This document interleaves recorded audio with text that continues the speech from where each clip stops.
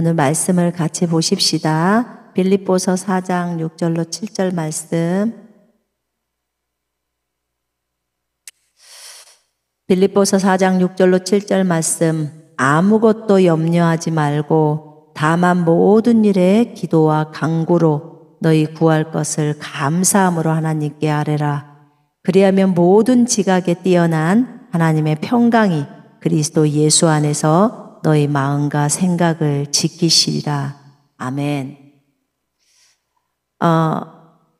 빌립보서 말씀에 아무것도 염려하지 말라고 바울은 빌립보 교회에게 권면을 합니다. 그 당시에 많은 염려가 있었나 보죠. 데살로니가에서 보면, 전서에 보면 그곳에 있는 또 지체가, 그 데살로니가의 교회에 있는 또 지체 중에 한 사람이 이제 죽죠. 하늘나라에 갔죠. 그때 바울은 그 교회에 편지를 써서 권면합니다. 이런 말로 서로 위로해라. 어떤 위로요? 그가 부활할 거야.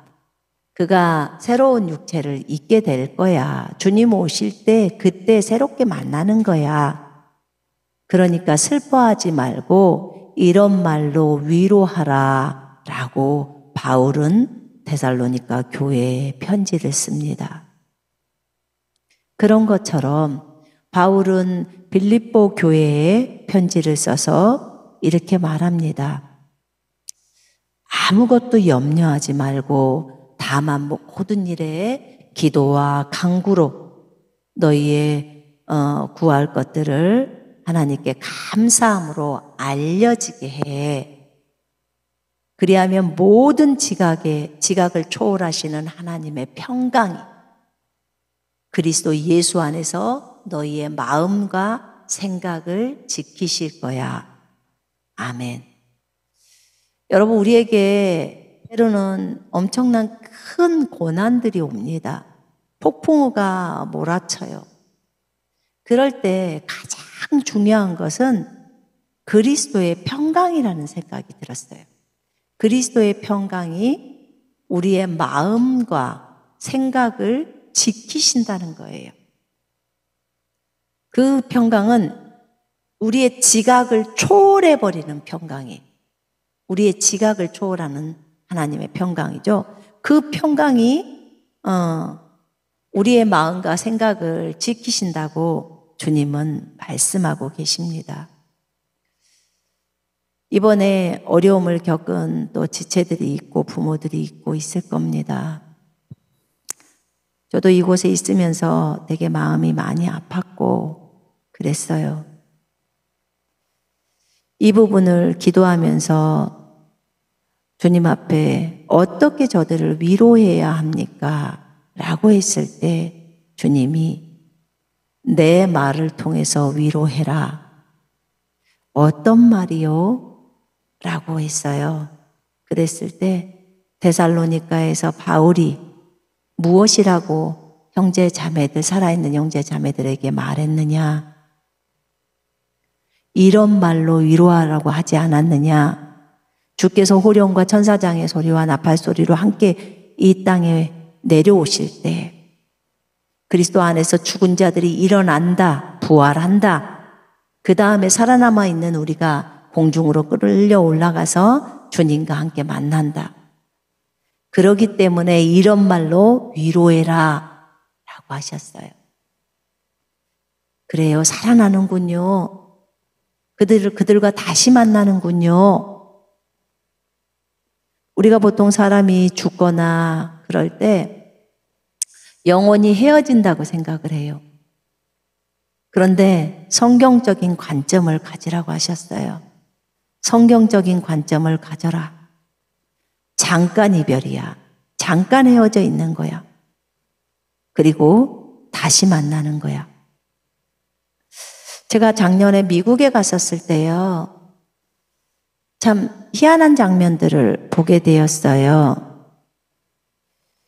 그게 무엇이었냐면 우리나라는 공동묘지나 묘지들이 되게 이렇게 집하고 멀리 떨어져 있어서 산이나 그런 데가 있잖아요.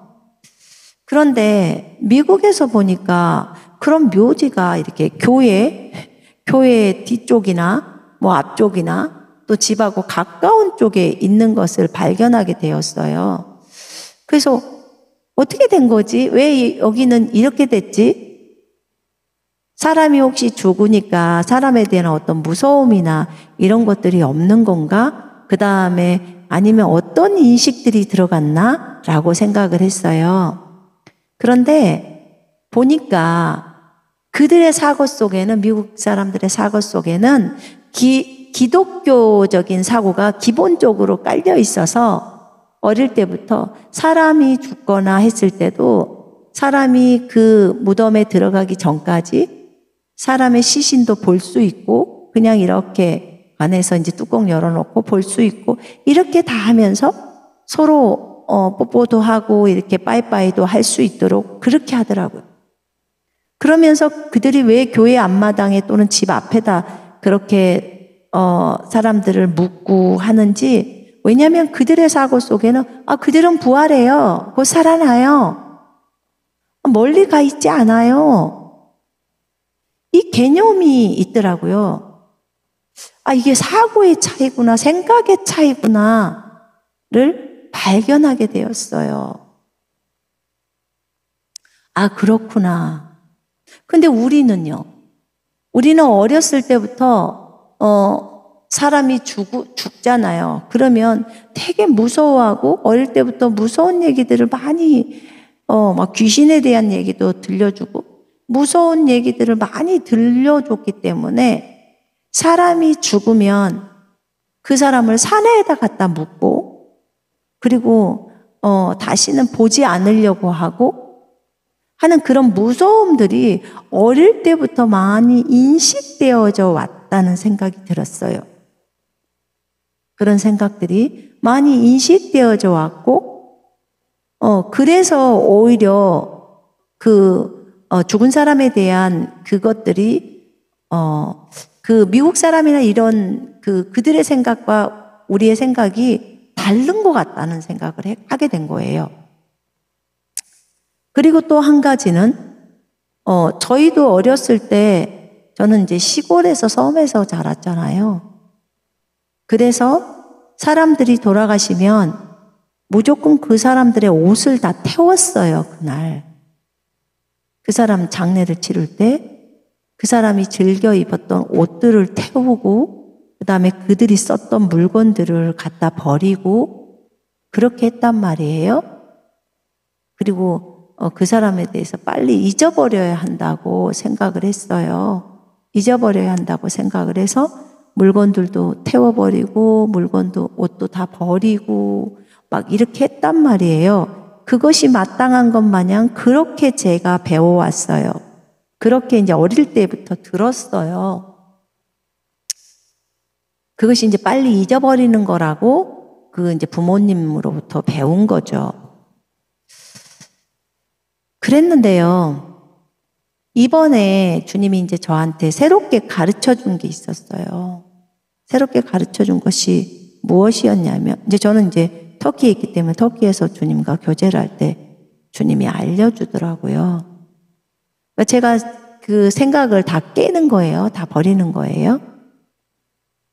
무엇이냐면, 이렇게 말씀을 하셨어요. 물론 이제 사람이 죽게 되면 죽는다는 것은 호흡이 끊어지게 되면 그 본래의 본 사람, 영혼이라는 진짜 속 사람은 하늘나라로 가기 때문에 주님과 바로 있습니다. 그 겉껍데기인 육체는 그 사람의 옷이었을 뿐이에요. 이 땅에서 살아갈 때 그 옷을 입고 살아간 거예요. 그 옷은 엄마를 통해서 또 받게 되죠. 그래서 이 땅에서 태어났을 때 그 육체라는 옷을 입고 이제 이 땅에서의 삶이 시작이 되어진 거죠. 근데 이제 이 세상을 떠날 때 그 육체는 이제 갈 수 없으니까 그 육체는 이 땅에서 이제 그 이 땅에 묻지요. 흙이 되고 또 화장을 하든지 이렇게 해서 뿌리든지 하죠. 그런데 이제 우리가 육체를 너무 소중히, 그러니까 이 땅에서 이미 이제 이 땅을 떠나버린 그 육체를 너무 소중히 생각해서 너무 그것에 신경 쓰는 것도 주님이 원하시질 않으세요. 그런데요, 제 생각이 깨졌던 부분이 어떤 거였냐면 이런 거예요.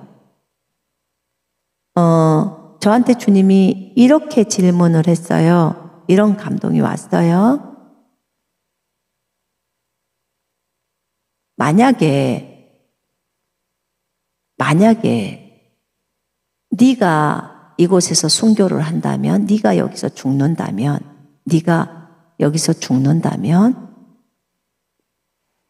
사랑하는 지체들이 네가 그들에게 줬던 편지나 네가 그들에게 주었던 어떤 네가 입었던 과거의 옷이나 네가 그들에게 주었던 네가 소중하게 간직했던 어떤 뭐 선물이나 이런 것들을 네가 여기서 죽었다는 이유로 그날로 그것을 다 버리겠느냐?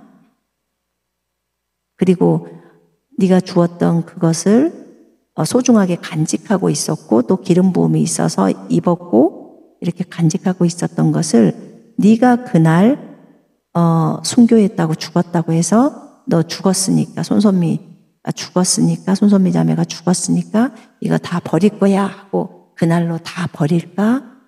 그날로 다 이 편지랑 다 버려버릴 거야 하고 다 그날로 다 정리할까? 라고 질문을 하는 거예요. 그래서 이제 그 질문을 하셔서 그럴 것 같지는 않은데요. 지체들이 저를 생각해서 제가 준 편지나 뭐 메모나 그 다음에 제가 줬던 손수건이나 제가 줬던 뭐 옷이라든지 뭐 이런 것들을 바로 버리지는 않을 것 같아요. 소중히 생각할 것 같은데요. 라고 했어요. 제가 그렇게 말씀드렸어요. 그런데 주님이 저한테 또 이렇게 질문을 했어요. 만약에 사도 바울이 너에게 편지를 써줬거나 그가 입던 뭐 겉옷이나 또는 그가 가지고 있던 손수건이나 이런 것을 너에게 줬어. 그런데 사도 바울이 어느 날 죽었어. 네가 동시대 인물이라고 한번 생각해봐. 그런데 그가 오늘 죽었다고 해서 그가 너에게 줬던 편지나 손수건이나 이런 겉옷이나 이런 것들을 너는 즉시로 그가 죽었다는 이유 때문에 버리니? 아니죠. 만약에 사도 바울이 나에게 주었다면 제가 평생 동안으로 사도 바울이 먼저 돌아가셨어도 나는 그것을 평생 동으로 간직하고 너무 소중하게 간직할 거고 또 그의 기름 부음이 있기 때문에 너무 소중하게 간직할 것 같아요. 라고 주님께 말씀드렸어요. 그래서 그렇구나. 이건 내가 정말 잘못된 생각이구나. 내가 어릴 때부터 부모로부터 또는 주변의 동네 분들로부터 들어왔던 생각, 사고 속에 그런 죽은 사람들의 그 사람들이 나에게 줬던 그런 것들이나 이 모든 것들을 다 태우고 어쩌고 저쩌고 하는 그런 것들에 익숙해져 있어서 우리 한국 사람들도 이런 것들에 익숙해져 있지 않을까라는 생각을 해보게 되었어요. 그래서 다 버리려고 하고 그래서 빨리 잊어버리려고 하고 그것이 좋은 것 마냥 어떤 문화적으로 답습되어져 온 거잖아요. 근데 사실은 성경에서는 그렇게 우리에게 가르치고 있지를 않는데 왜 미국에서는 이렇게 가까이에 시신을 집 앞에다 묻을까? 그리고 우리 할머니는 부활할 거예요. 우리 할머니는 살아날 거예요. 잠깐 헤어져 있는 거예요. 이렇게 생각을 할까? 이건 어릴 때부터 교육이 그렇게 되어 있어요. 성경적인 교육이죠. 부활할 것을 생각하는 그런 교육. 근데 우리는 어릴 때부터 기독교적으로 크지를 못했잖아요. 그러니까 유교적인 문화에서 그렇게 해온 거죠. 다 태우고. 가만 생각을 해보니까 옛날에 그 어머니가 돌아가시면 3년 동안 무덤 옆에서 아들이 3년 동안 어머니 무덤 옆에서 어머니를 위해서 울고 뭐 그랬다고 제가 들었거든요. 그럼 그분은 어머니 무덤 옆에서 3년을 살았단 말이에요. 움막을 쥐고. 그럼 진짜 부모한테 효도한다고 생각을 했던 거고. 그런데 그 사람들이 그렇게 부모 것을 다 태우고 그랬을까요? 그렇게 부모 옆에 무덤 옆에서 3년을 산 사람. 도대체 이것은 어디로부터 왔던 것일까? 이게 어떻게 그렇게 뿌리 깊게 이렇게 되었지? 사랑하는 형제 자매들이 이 세상을 먼저 떠났어요. 먼저 떠났다고 해서 그 형제 자매들의 것들을 너무 쉽게 버리고 너무 쉽게 처리하고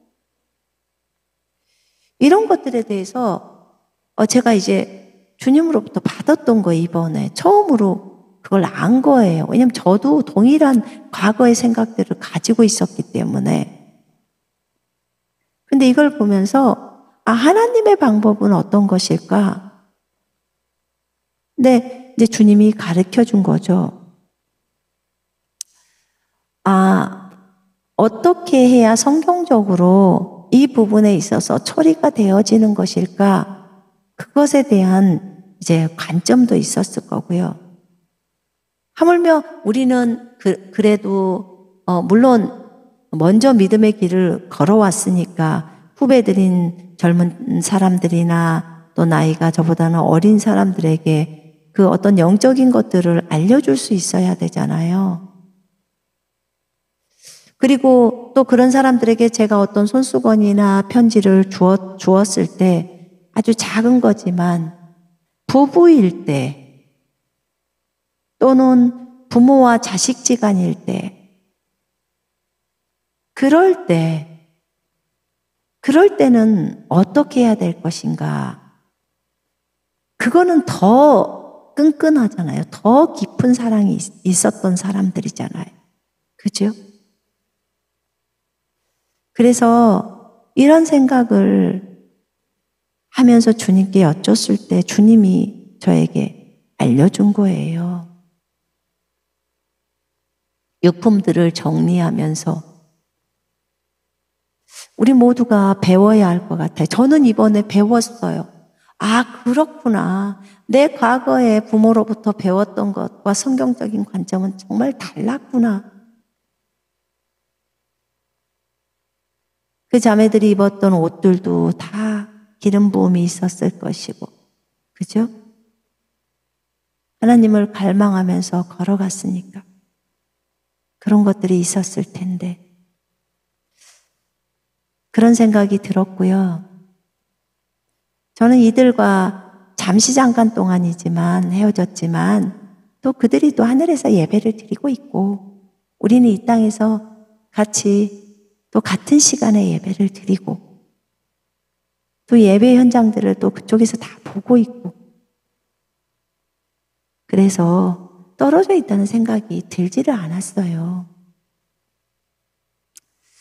어쨌든 주님이 이번 일을 통해서 주님은 어떻게 저들을 위로하죠? 말씀으로 위로해라. 내가 바울을 통해서 말한 대로 위로해. 그리고 염려하지 말라고 말해. 아무것도 염려하지 말고 다만 모든 일에 기도와 간구로 너희 구할 것들을 감사함으로 하나님께 알려지게 해라. 그리하면 모든 지각을 초월하신 하나님의 평강이 그리스도 예수 안에서 너희 마음과 생각을 지키신다는 거예요. 가장 어려운 건 부모가 자녀를 잃을 때라고 저는 생각을 했어요. 남편이 아내를 잃을 때, 부모가 자녀를 잃을 때, 부모가 자녀를 잃을 때가 더 많이 아플 거예요. 그 마음이 얼마나 찢어질까요? 또 사랑하는 남편이 아내를 잃을 때도 얼마나 마음이 아플까요? 그런데 단순히 잃었다고만 생각하지 말고 잠깐 헤어져 있다고만 생각을 했으면 좋겠어요. 그게 성경적인 관점이래요. 너희가 상을 당할 때도 네 생각 속에서 성경적인 관점으로 가고 있느냐는 거예요. 우리가 고난을 당할 때도 마찬가지. 성경을 시편을 보다 보니까 시편 12편 6절에 이런 말씀이 있더라고요. 여호와의 말씀은 순결하다는 거죠. 흙도가니에서 7번 단련된 은갓도다. 흙도가니가 뭐예요? 용광로예요. 용광로 불 속에 들어가서 7번이나 완벽하게 정화가 된, 완벽하게 단련된, 연단된 은 같다고 말해요. 무엇이요? 하나님의 말씀이요. 우와, 말씀을 단련해요? 네. 하나님의 말씀, 완벽하다고 하는 그 말씀도 용광로 속으로, 불 속으로 들어가서 주님은 단련시켜요. 깨끗게 해요. 정화시켜요. 그래서 완전히 순수한 은처럼 그렇게 단련한다는 거예요. 우리는 어떻습니까? 인생 속에서 참 많은 단련이 있어요.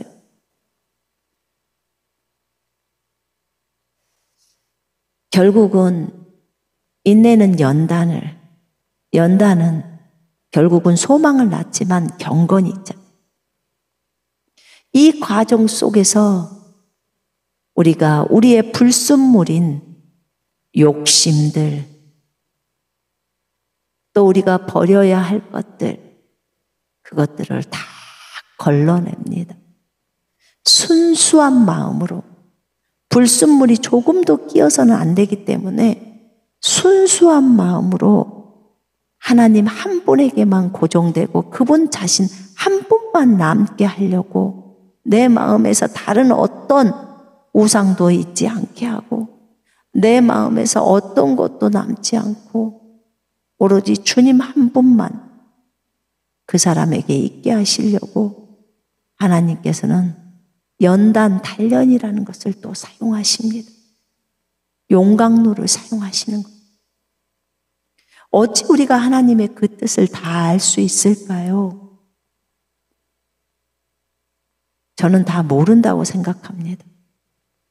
어떻게 하나님의 그 깊은 뜻을 알 수 있을까요? 또 하나님과 그들과의 약속이 있었을 것이고 그들하고 하나님하고 어떤 대화를 나누었는지 우리는 깊은 내용들을 몰라요. 그 당사자와 주님과의 대화가 이미 되었을 거라고. 죽고 사는 것이 네 입에 달려 있다고 성경은 말하고 있는데 그들의 입에 달려 있었던 거예요. 그러면 또 어떤 대화가 오고 갔는지를 우리는 모르는 거예요.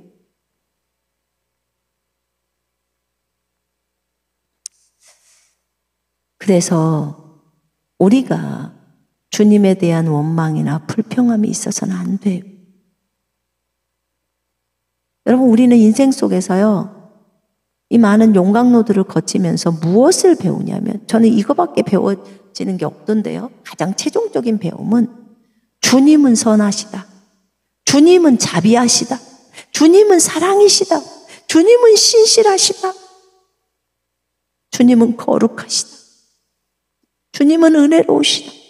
이 주님이 어떠시다. 이것을 배우더라고요. 지금까지 20몇 년의 그 과정의 신앙생활을 거쳐오면서 배운 게 그거예요. 진짜 주님은 내 인생 속에서 너무나 선하셨습니다.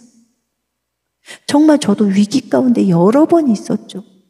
그런데도 주님은 너무나 선하셨습니다.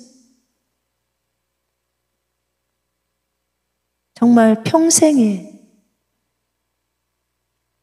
주님은 선하시다고 고백할 수밖에 없구나. 나에게 호흡을 주신 주님 감사해요. 내가 오늘 그곳으로 주님 품으로 가도 하나님은 선하셨고 감사합니다 라고 고백을 할 거예요. 여러분도 동일하지 않을까요? 저 하늘에 있는 두 자매는 정말 주님 선하십니다. 주님은 너무나 좋으신 분이에요 라고 고백하고 하루 종일 계속 고백하고 있을 거예요. 하늘은 그런 곳입니다.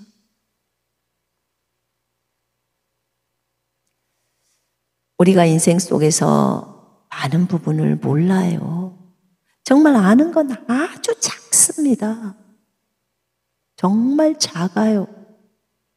근데 우리는 그 작은 두뇌로 하나님을 판단하려고 해요. 우리는 그렇게 해서는 안 돼요. 주님은 뭐라고 했죠? 염려하지 마. 너희의 염려를 다 주님께 맡겨라. 이는 그가 너희를 돌보심이라 라고 말씀합니다.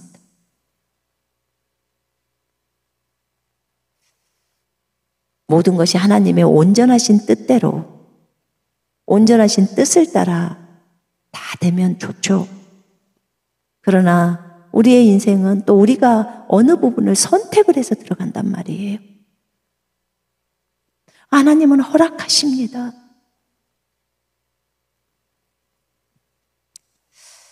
어찌되었던 주님은 염려를 맡기라고 했습니다. 더 이상 염려하지 맙시다. 마태복음의 6장에 보니까 너희가 염려함으로 그 키를 한 자라도 키울 수 있냐고 주님 묻잖아요. 그죠? 무엇을 입을까? 무엇을 먹을까? 이제 무엇을 입을까? 무엇을 먹을까? 이런 염려는 이제 안 하겠죠. 그 정도 수준은 이미 올라왔잖아요, 여러분들. 그러나 어떤 작은 염려라도 염려에 대한 것을 주님이 하지 말라고 말합니다. 내일 일도 염려하지 말라는 것. 주님은 그렇게 마태복음 6장에서 말씀하고 계십니다. 염려하지 마.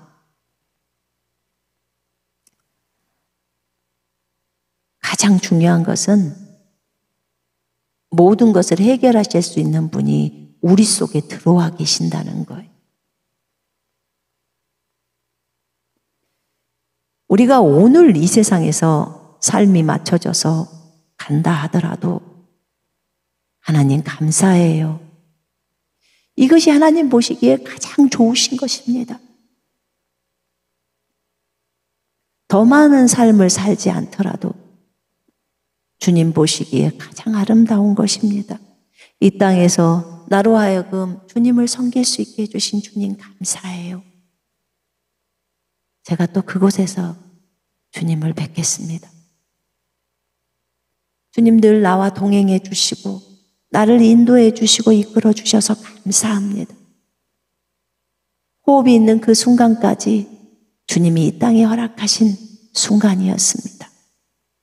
라고 말씀드릴 수가 있어요. 여러분, 우리가 그리스도의 군사로 가면서 진짜 군대 사령관이신 주 예수 그리스도께서 우리를 이끌고 계십니다. 어떤 사람은 이것으로, 어떤 사람은 저것으로 부르심을 받고 걷습니다. 주님은 그 사람의 일거수일투족을 다 알고 있어요. 또 이것을 통해서 어떤 사람을 어떻게 훈련시키고 이 일을 통해서 어떤 사람을 굳세게 세우고 그래서 또 그 사람으로 하여금 그 일들을 완수하게 하고 하나님이 모든 것을 다 조종하시고 인도해 가십니다. 물론 그 과정 가운데 사람의 선택 때문에 일이 미뤄지기도 하고 또 빨리 가지기도 하고 그렇습니다. 하나님 한 분만을 바라보면서 그분에 대한 신뢰를 가지고 그분을 사랑하면서 걷는 것이 우리에게 필요하죠. 기도가 응답되지 않을까 봐 걱정되고 신실한 하나님을 신실하지 못한 하나님으로 생각하면서 혼자 고민하고 있진 않습니까? 오늘 우리의 삶이 마감되더라도 우리는 이렇게 고백해야 합니다. 주님은 오늘 이 순간까지도 신실하셨습니다. 주님은 나를 전부를 알고 계십니다. 이렇게 하는 것이 아버지 보시기에 가장 좋으십니다. 나는 나를 주님 손에 의탁합니다. 이렇게 고백해야 되지 않을까요? 이게 성경적인 관점이지 않을까요?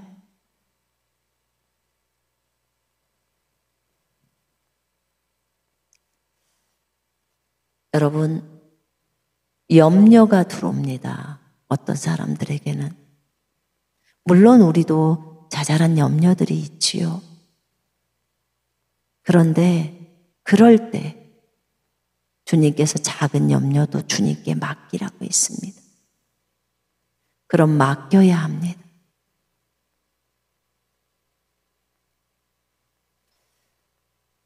우리 곁을 떠난 사람, 전 이런 생각을 해보게 되었어요. 제가 저희 언니하고 오빠가 언니 한 분하고 오빠가 두 분이 계세요. 우리는 배가 다른 형제예요. 이복 형제죠. 근데 아버지가 돌아가시고 나서 그 엄마가 서로 그 언니랑 오빠를 낳았던 엄마는 아기를 낳고 돌아가셨어요. 그래서 저희 엄마가 이제 시집 오게 되셨는데 어찌됐든 그 언니하고 오빠랑 친하게 지냈었는데 저희 아버지가 돌아가시고 나서 그분들이 이렇게 마음이 달라지셨어요. 그리고 93년도인가? 언제? 90몇 년도, 4년도인지 언제까지 그분들을 뵙고 지금까지 뵙지를 못하고 있어요. 거의 이제 30년 가까이를 다 되나? 근데 전화를 해도 전화를 받질 않고 연락을 끊어버리고 주소도 안 가르쳐주고 어떻게 통해서 문자라도 계속 복음을 하면서 만나기를 원해도 받질 않아요. 그렇게 친한 형제고 같이 이 땅에 살아있는데도 불구하고 그렇게 30년 가까이를 못 만나고 있어요. 참 이런 삶도 있어요. 우리가. 그런데 우리가 잠시 잠깐 떨어져 있는 거예요. 그게 30년 이상이나 갈까요? 그럼 안 보고 사는 거나 잠시 잠깐 떨어진 거나 뭐가 다를까? 근데 사람들의 생각 속에서는 하늘나라 갔다고 생각하면 아예 못 본다고 생각해요. 그럼 30년 동안 떨어져 있어서 지금 못 보고 있는 그 가족들은 이 땅에 있으니까 아무렇지도 않나요? 이 사고가 생각의 차이가 이러더라고요. 제가 보면서. 그렇구나. 그런데 사실 우리는 예배 드리면서 나만 못 볼 것 뿐이지 그쪽에서는 다 보고 있고. 그런데 생각을 다 바꿔야 되겠구나. 생각이 바꿔져야겠다는 생각을 했습니다. 여러분은 어떻습니까? 주님은 염려하지 말고 기도하라고 했고, 염려를 다 주님께 맡기라고 했고, 여러분 열심히 기도했는데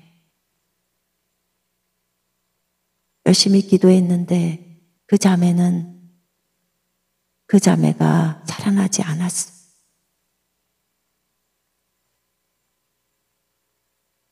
하나님이 데려가셔야 될 이유가 있겠죠.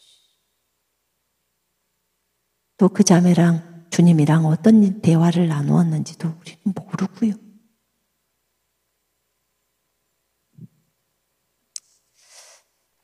어찌됐든 여러분의 그 생각을 갖고 주님을 판단하지 마요. 큰일 나요. 여러분 하나님이 아니잖아요. 여러분이나 저나 하나님 아니에요.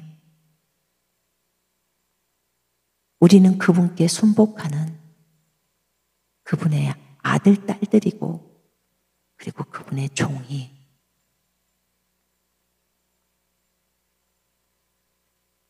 이것을 안다면 그분이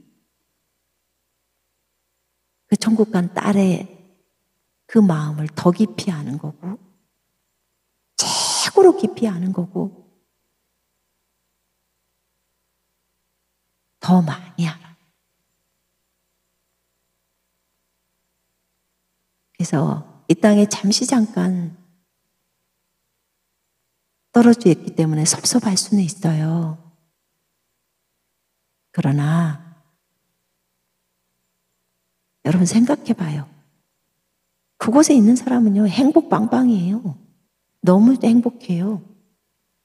이 땅에 있는 우리가 열심히 뛰어야 해요. 그것에 연연해 하면서 있어서는 안 돼요. 그래, 당신은 그곳에서 열심히 우리를 위해서 기도해 주세요. 중보하세요. 우리가 이 땅에서 열심히 뛸게요. 라고 하면서 걸어야 해요.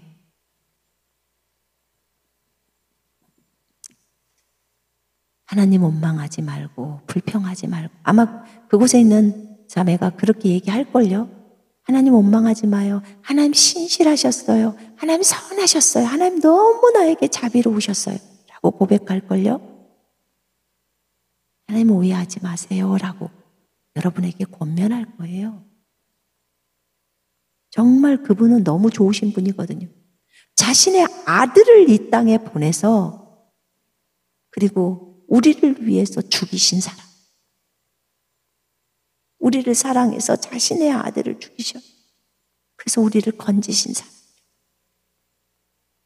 그렇게까지 우리를 사랑하신 그 아버지의 사랑을 오해해서는 안 돼요.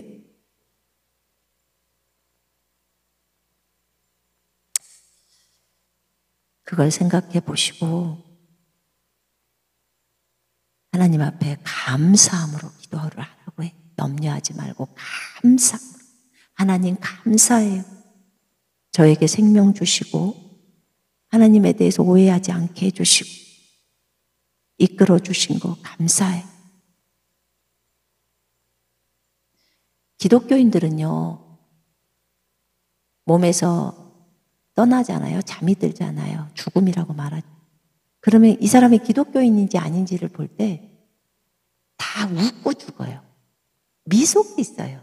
저희 엄마도 돌아가실 때 보니까 아주 웃으면서 하셨어요.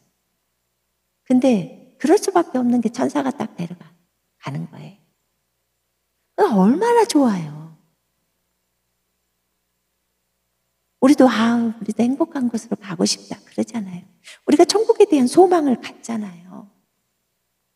그 소망이 있기 때문에 이 모든 것들을 견뎌내는 거예요. 아무리 어려워도 주님 곧 오셔. 그래, 조금만 더 힘내고 참자. 그러면서 주님 나라를 위해서 또 걸어가자. 오늘 또 다시 일어나서 또 걷자. 그렇게 걸어가는 거예요. 주님에 대한 소망이 있기 때문에, 천국에 대한 소망이 있기 때문에. 우리가 하나님의 나라와 하나님의 의를 구하면서 염려하지 말고 걸어가야 돼요. 하나님의 나라가 더 확장되기를 위해서, 하나님의 의가 온 세상에 편만하게 드러나기 위해서, 예수 그리스도를 온 세상에 있는 사람들이 다 믿게 하려고. 마태복음 6장의 6절에 이렇게 말씀이 적어져 있더라고요. 너는 기도할 때 골방에 들어가 문을 닫고 은밀한 중에 계신 네 아버지께 기도하라. 은밀한 중에 보시는 내 아버지께서 드러나게 갚아주시리라. 갚아주신다는 거죠.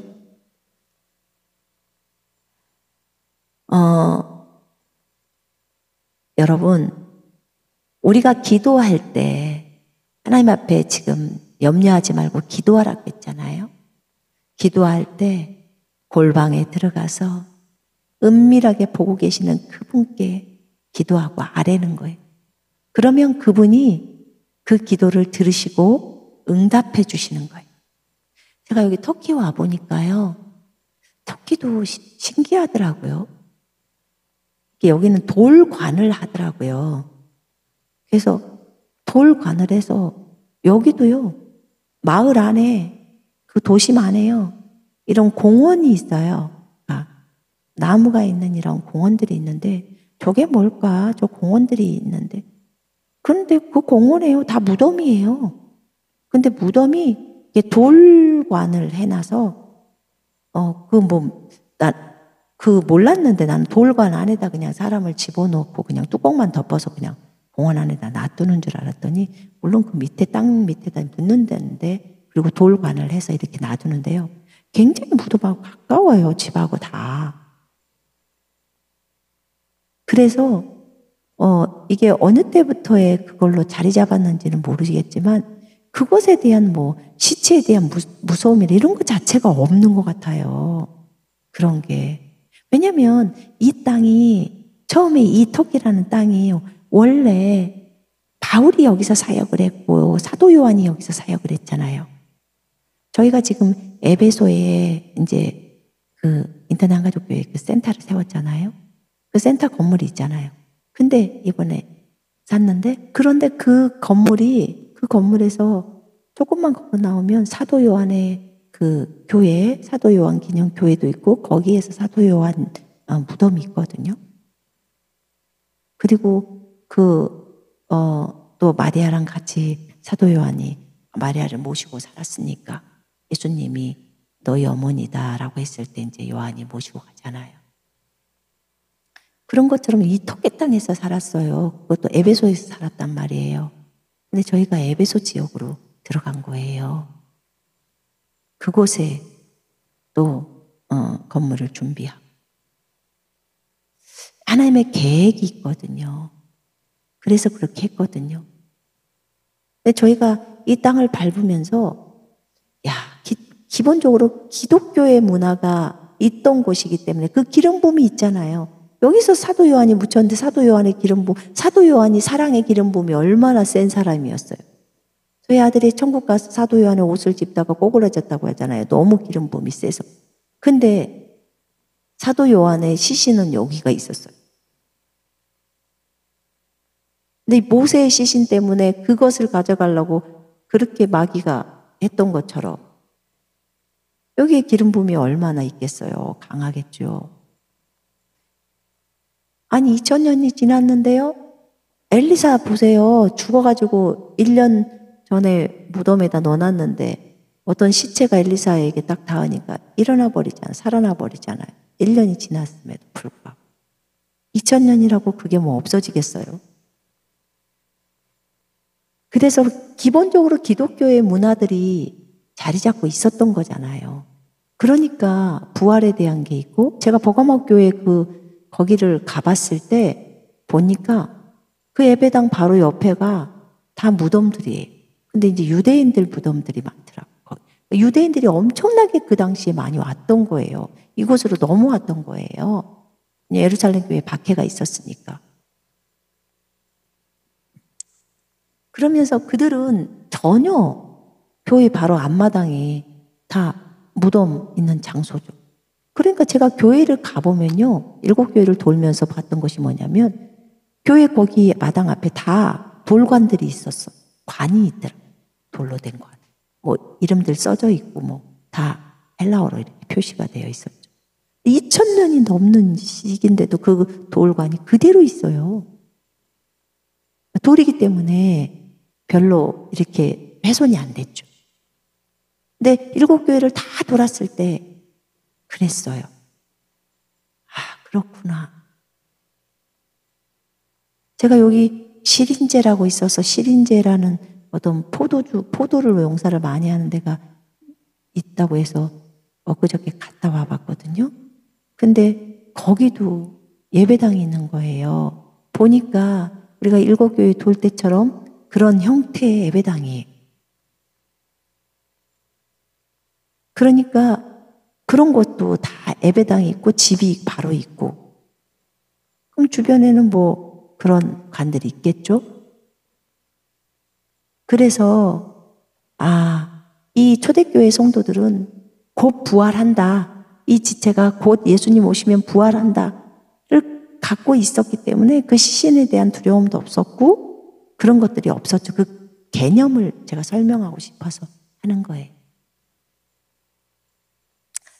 제가 여기 에베소 땅을 걸으면서요. 에베소를 거기가 이제 셀축이라고 지금은 말하고 에베소라고도 해요. 그 옆에 가로 열고 에베소라고 적어져 있거든요. 근데 그 땅을 걸으면서 또 제가 이번에 그 에베소 바닷가를 갔다 왔어요. 저희 집에서 한 10km 떨어졌나? 몇 킬로나 같았지? 몇 킬로인지는 모르겠는데 한 10분이면 가더라고요.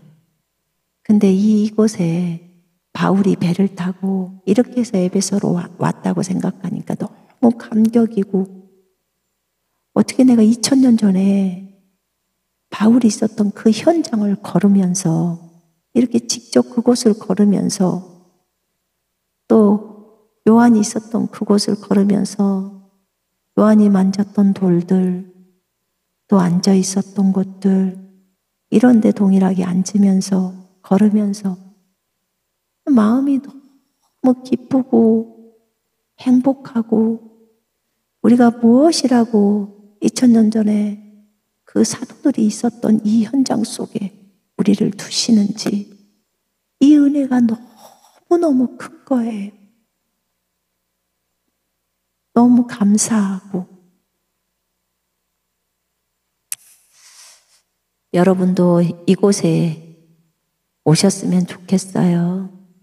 대부분의 한국인들 또는 대부분의 관광객들이 반드시 방문하는 곳이 에베소래요. 터키에서 뭐 3대 관광지래요. 그래서 참 감사했어요. 이 에베소 지역이 작은 지역에 그렇게도 많은 사람들이 들어와서 바울과 또 요한이 이곳에서 사역했는데 여기를 베드로는 안 와봤겠어요? 다 와봤겠죠. 다 거쳐가는 길인데. 그래서 돌들도 그대로 2000년 전에 돌들이 있고 다 알고 있겠죠. 만졌으면 기름 부음이 있었을 거고 그 땅을 걸었으면 기름 부음이 있었을 거고 어쨌든 그곳에 현장에 있게 하신 하나님께 감사해요. 주님은 우리에게 말씀하십니다. 기도할 때 골방에 들어가서 은밀하게 보시는 그분께 구하라고. 그러면 그분께서 갚아주신다. 어쨌든 저도 이제 내리면 그 에베소 지역으로 들어갑니다. 그곳에서 주님과 더 긴밀히 교제하기를 원해요.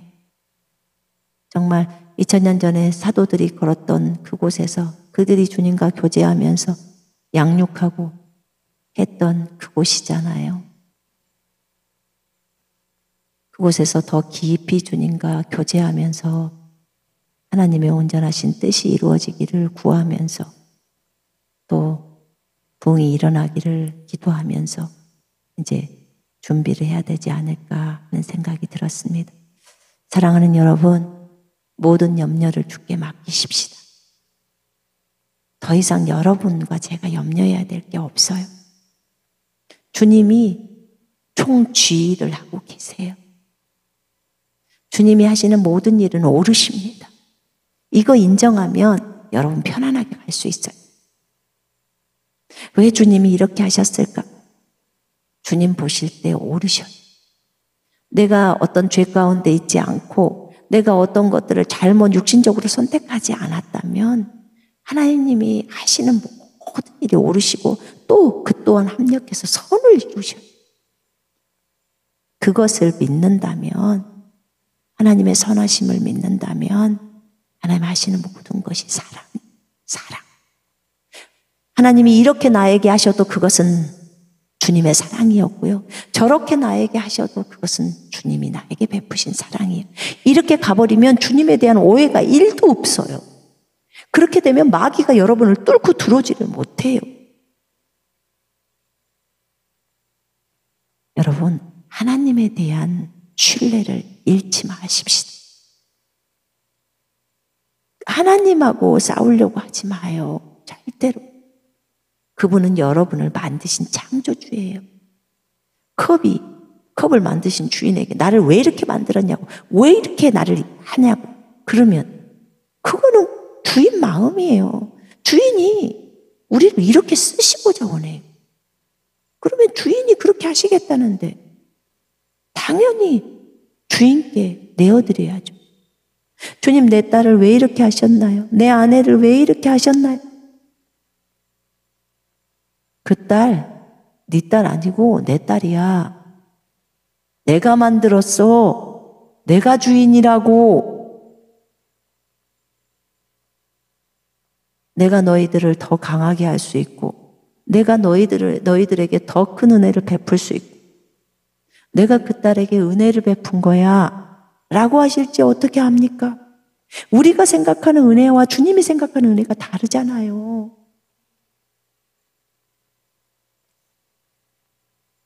왜 내 아내에게 이렇게 하셨습니까? 너도 내 신부고 그도 내 신부야 라고 하실 겁니다. 우리는 주님 앞에 모든 것을 감사할 수밖에 없어요. 감사하라고 부르심을 입은 존재들이에요. 이 세상 사람들에게 복을 빌어주는 그런 존재라고요, 우리가. 그렇게 하나님이 우리를 창조하셨어요. 베드로전서 말씀에 따라. 이것을 생각하시고 이제 염려는 다 주님께 오늘 맡겨버리십시다. 그리고 더 이상 염려, 걱정, 근심하지 마시고 이제는 사랑의 길, 믿음의 길을 따라 주님이 가신 그 길을 따라 걸으십시오. 그리고 더 열심히 뛰십시다. 그들이 우리를 위해서 더 많이 기도하고 있으니까. 그래야 되지 않겠습니까? 그래요. 믿음의 길을 가실 때 의인은 7번 넘어져도 일어난다고 했어요. 또 일어나십시다.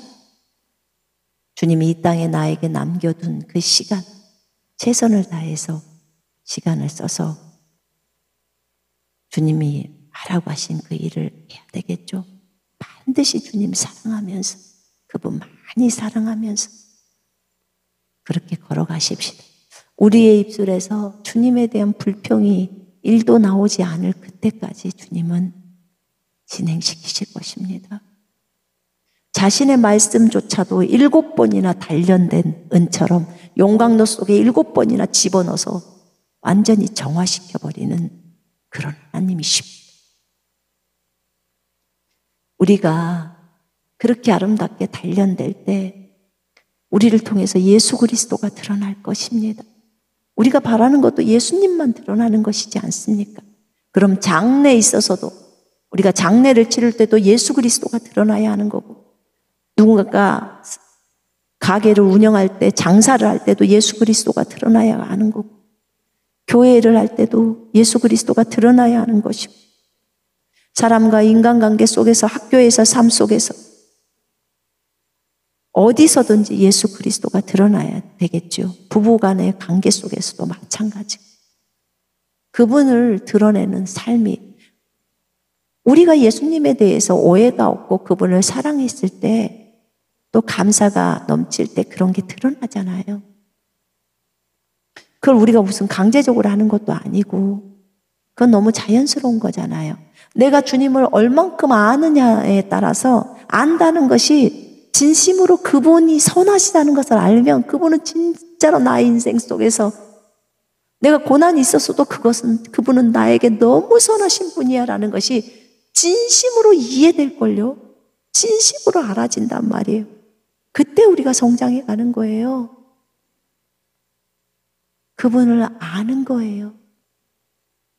그분을 아는 지식 안에서 자라가라고 오늘 또 목사님 통해서 얘기했잖아요.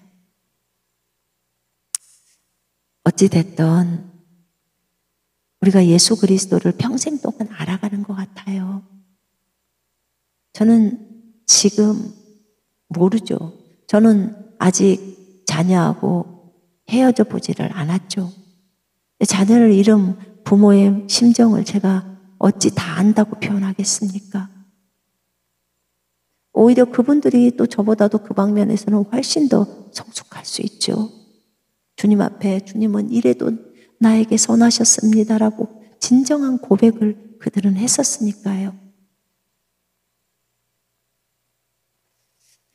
어찌됐든 우리는 흑도가니에서 용광로에서 단련되어진 그런 은처럼 아름답게 여러분과 제가 빚어져서 오직 예수님만을 드러내는 그런 존재로 이 땅에서 살다가 주님이 오라 할 때 가면 됩니다.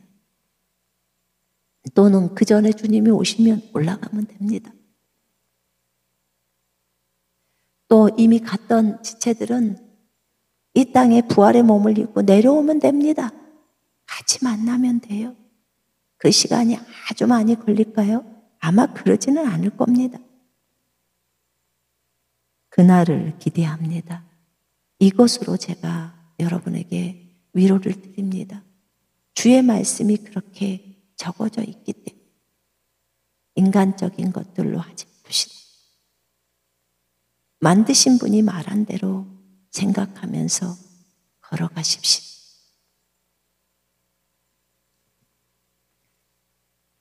사랑하는 지체 여러분, 여러분과 하나 되어져서 함께 이 마지막에 이 부분들을 감당할 수 있는 게 저에게는 특권이고 은혜입니다. 각 교회마다 각자에게 맡겨주신 사역들이 있습니다. 그 교회는 또 그걸 하면 되고 우리는 또 우리에게 맡겨진 걸 하면 됩니다. 그러나 하나님의 퍼즐에는 하나의 큰 그림이 있을 것입니다. 우리는 어떤 작은 부분이겠죠. 그러나 우리는 전 세계의 모든 교회는 하나입니다. 어찌됐든 서로 뜨겁게 사랑하십시다. 뜨겁게 사랑하면서 그렇게 용납하고 용서하고 포용하고 관용하면서 그렇게 걸어갔으면 좋겠습니다. 빌립보서 말씀에 주 안에서 항상 기뻐하라. 내가 다시 말하노니 기뻐하라. 너희의 관용을 모든 사람에게 알게 하라. 주께서 가까우시니라. 이렇게 말씀했습니다. 주 안에서 항상 기뻐하십시다. 이렇게 했는데도 기뻐요? 네, 기뻐하십시다. 주님이 그렇게 말을 하고 있어요. 기뻐해라. 네 딸이 여기 와 있어서 너보다 100배는 기뻐하고 있어. 기뻐하십시다. 그곳에서 기뻐하고 있는 딸을 생각하면서 기뻐하십시다. 그곳에서 기뻐하고 있는 아내를 생각해서 기뻐하십시다. 기뻐하라. 그리고 우리의 관용이 모든 사람에게 알려지게끔 다른 사람을 용서하고 품고 사랑하십시다. 다 품어줍시다. 몰라서 그럴 수 있으니까. 주님이 가깝다고 말씀하십니다. 주님이 가까울 때 우리는 어떻게 해야 될까요? 오늘 제가 예전에 한번 읽어줬던 그 글귀가 있는데 어떤 분이 이렇게 쓰셨더라고요. 주님이 가깝다고 하셨어요. 주님의 오심이 가깝다는 거죠. 인생은 과거에 잘한 것에 교만해지기가 쉽고, 그러니까 과거에 잘한 것에 교만해지기가 쉽고, 실패에 낙심하기 쉬우며, 미래를 미루다가 일평생 속아 산다.